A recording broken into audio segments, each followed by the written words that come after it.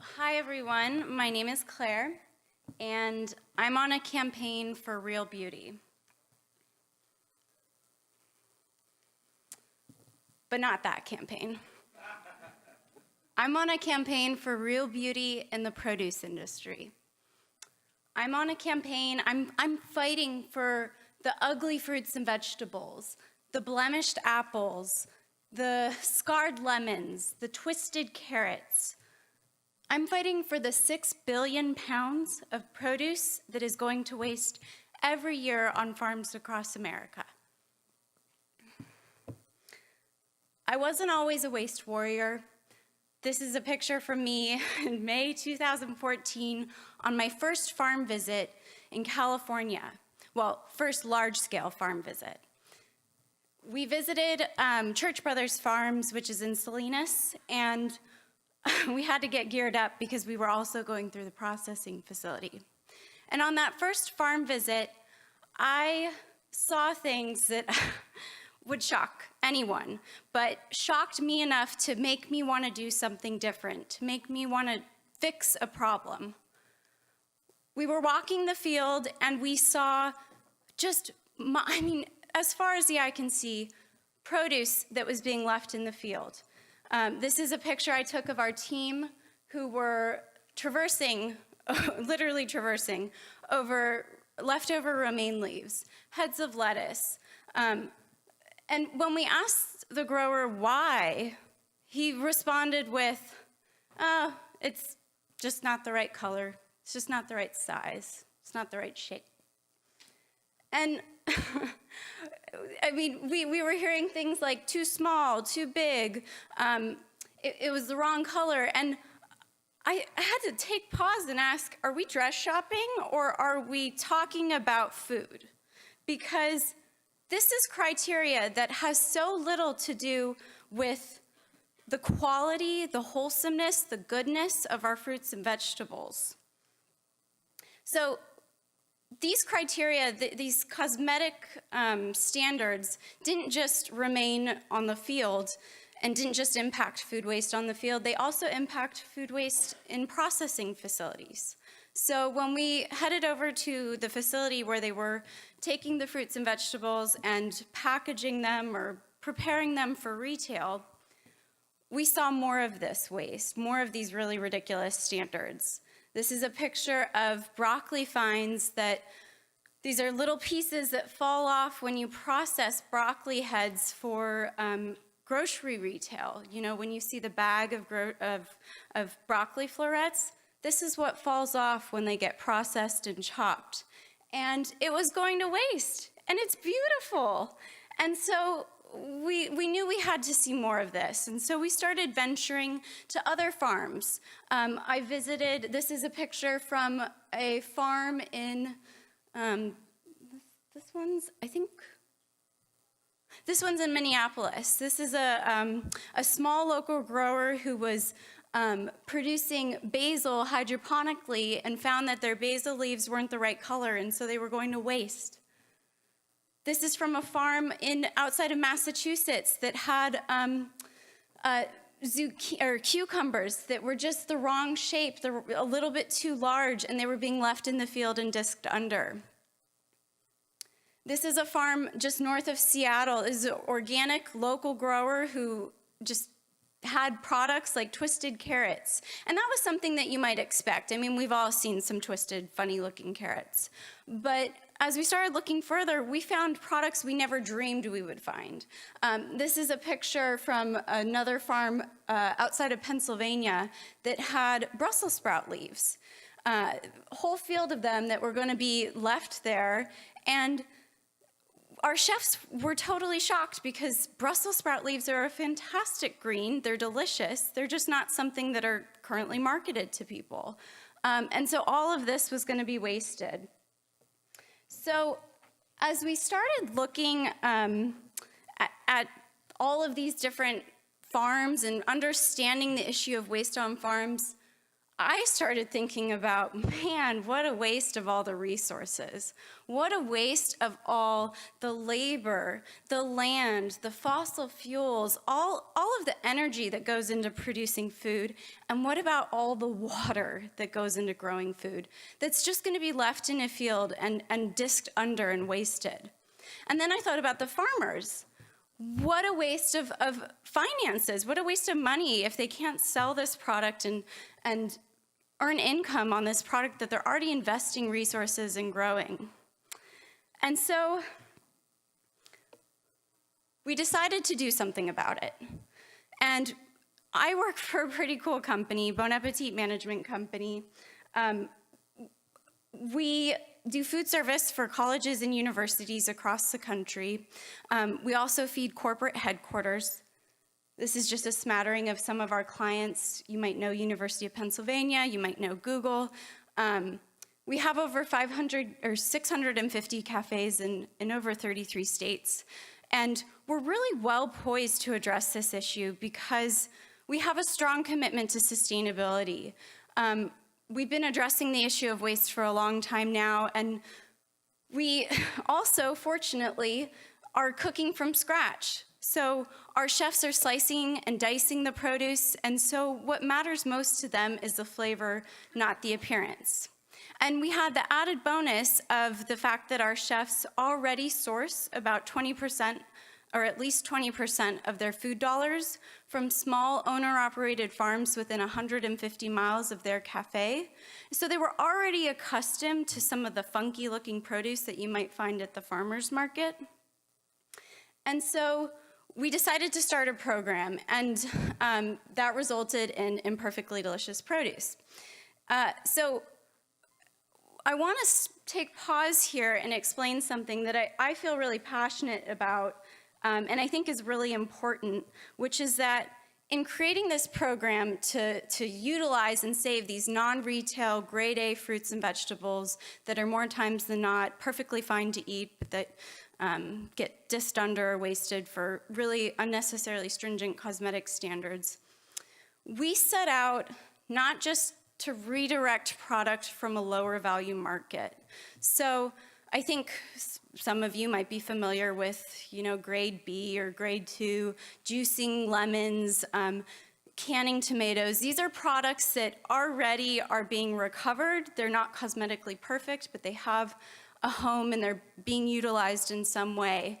And what we set out to do was different than that. We wanted to truly save produce from going to waste, not redirect this product. And so what that meant was creating our own grade of produce. It meant going out to farms and working with distributors to identify this product that is truly going to waste and saving it. And so before I get into how we did that, I do want to explain a little bit about how our purchasing works so you can understand how we did it. So, of course, we get, as I mentioned, a number of our products direct from small local farmers, but we also buy products through distributors. And I know we talked a little bit about distribution earlier, but just as a refresher, the way distribution works is both small and large farms bring their products and aggregate them at a distributor's warehouse. That distributor then fills and packs individual orders for our chefs and delivers it to them. And so I mention this because it's really important to know that, because in setting up the program, we couldn't just work with farmers, we couldn't just work with chefs, we couldn't just work with distributors, we had to work with everyone, which makes things a lot more complicated. So in May 2014, when we started our first pilot to try and save this product, we began by working with small farmers, just a handful, such as Coke Farm, and large growers like Church Brothers, which was the first farm that I visited. And we worked with them to identify products that we could be saving. We also worked with distributors. So one of the important things that we had to do was create a system with our distributors on how to identify what makes a product imperfect, and having a really clear and efficient way to explain to our chefs what was going on with that particular product. Then, obviously, we had to work with our chefs to get them to be even more creative and flexible in finding ways to utilize this product and incorporate it into their cooking. So what have we learned along the way of launching this program? It's been almost 2 years now since we got it going. Well, we've learned that not all product can be saved through purchasing. Food safety, for example, is a huge cause of food waste on farms. This is a picture I took from an orchard I visited in Washington while I was on the hunt for this product that's wasted that we want to save. And I had this vision. I was going to swoop in and save all of the apples that you see on a ground in an orchard that are oftentimes okay. They're fine. They're just fall into the ground. And we would use it for some cooking recipe. And as soon as I started talking about it with the grower, I was immediately informed that there's no way he would sell us that product because he would lose his GAP food safety certification. So food safety is definitely a huge reason for waste on farms, and purchasing is not going to solve that problem. We also learned that labor shortages are a huge cause of waste on farms. When we started the program in Pennsylvania, we experienced a number of challenges, the biggest one being trying to identify local product. At the time, there was a labor shortage going on, and so the local growers did not even have enough help to harvest their perfect, beautiful #1 products, let alone any imperfect products that we would want them to get for us. And lastly, we learned that communication is a huge challenge. So when a chef is planning her menu, she needs to know what products she's getting. Things like scarring, size, shape, all of that, while it doesn't mean we couldn't utilize the product, it does impact how the product's going to be served on our menus. And the challenge in being able to figure that out is that means the farmer has to communicate that to the distributor, and the distributor has to communicate that to the chef in a fairly efficient manner. And when you have chefs who are, have very different means of ordering, some order via the phone, some online, some order on different days, sometimes they have, different staff placing the orders. It gets really complex of how you communicate what's available, what's imperfect about it, how much is available, and when is it available for you. So we're still navigating that challenge, but we've worked through some systems to make that work. So where are we headed? We've saved, actually, so that my bio is a little old, we've saved over 700,000 pounds of produce since the program launched. Thank you. We're slated to hit 1 million real soon. And I'm super proud of this, but I know we could be doing a lot more. We've saved over 55 different varieties of fruits and vegetables. So this isn't just a problem in the lettuce industry. This isn't just a problem for apples. We're talking every kind of produce you can think of. And the program is now launched in over 22 states, and we hope to bring it to all the states we operate in by the end of this year. It's a challenge to get this program launched because we're essentially starting from scratch every time we go to a new place. You're working with a new set of farmers, a new set of distributors, a new set of chefs. So it's like starting from scratch. But we do think we'll hit our target of offering the program in every single state we operate in by the end of 2016. So one other thing that I should mention is that we are also looking at the new frontier of food waste. So in addition to identifying more produce that we can save, we've started looking at, do these issues impact the seafood industry as well? And is there opportunity to save this product from seafood distributors? So we're just diving into that now. It's a little bit more challenging and complex than produce, but stay tuned for more details. So what can you do about this issue? And how can you join us in the fight for real, beautiful food?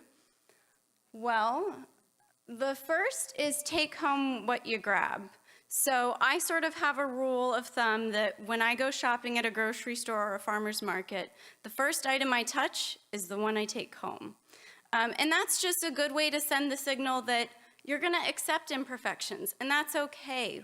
Whatever's sitting out there is still gonna be good and delicious and wholesome, and that sends a good signal to your farmers and into the grocery stores. Try cooking with some odd vegetables. So I mentioned Brussels sprout leaves earlier. We also are looking into saving broccoli leaves. I've seen entire fields of broccoli stalks with the leaves just disked under.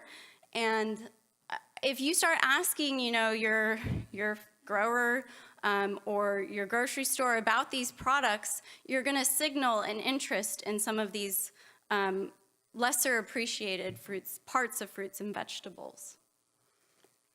Ask about a discount bin. So grocery stores are already culling through product in the market. They're going through and they're pulling out the products that are not cosmetically perfect.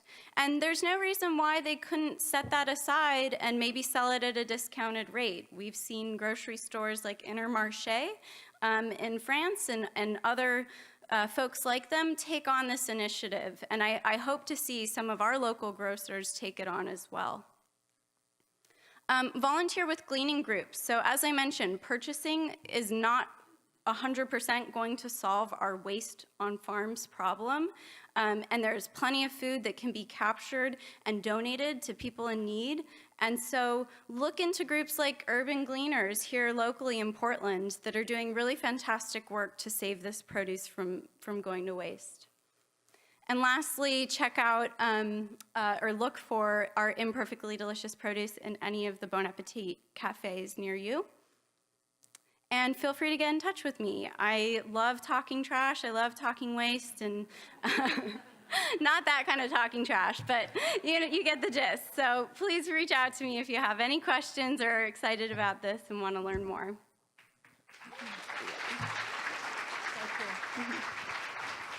I had goosebumps the whole time. Did anybody else? That is incredible, heroic. Do we have questions? Awesome.